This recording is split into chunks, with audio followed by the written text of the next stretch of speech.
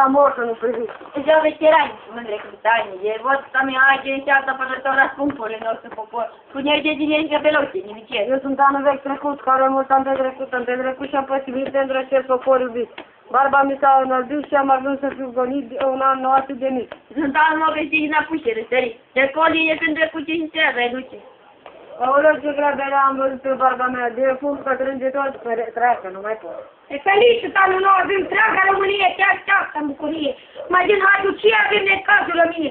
Mai cu același gând ar fi de ajuns nu rămân. Pe băiați să-i împușcăm, te tem pe acest păgâni, să le dăm carnea la căi. Bună ziua, dragi nepoți, vă recordului bunici, n-ați văzut de întâmplare trecut pe această cărare, cu campanie degradați care umblă zi și noapte după noi ca să ne îngrape. N-am văzut, mai frățioare, că dacă îi vedeam tot pe loc nimiceam. Cu această pușcă grădor să le luăm viața îndată. Bună ziua, dragi adulți, voi acordului bunici, pe angele, puneți mâna și fiți gata tot acolo, dacă aduc pe lumea bucurile al meu nume și vă spun la fiecare că nu din contrul mare.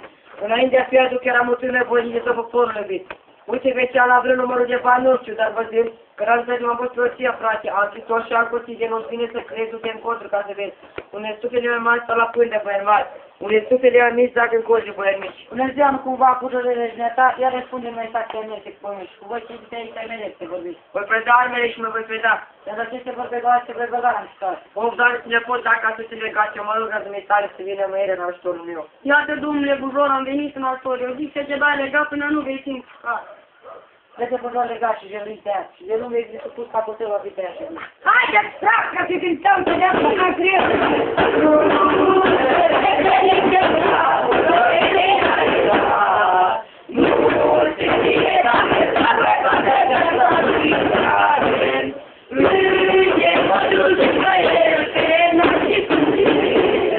Ascultă, domn capitan, eu mă rog de să fie băgat la chesoare. Să dă mii și milioane să văd mâinile goale.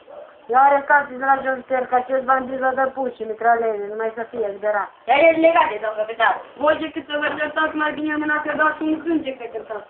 Un sânge că vă zice că se poate să vă nu se vede de negare, pe capul lui el se face ca să pușcă, te văzi pe cerul.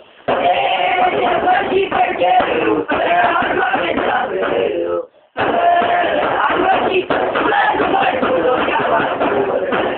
Înainte de plecare să ne dați ceva aparat. Să trăiți,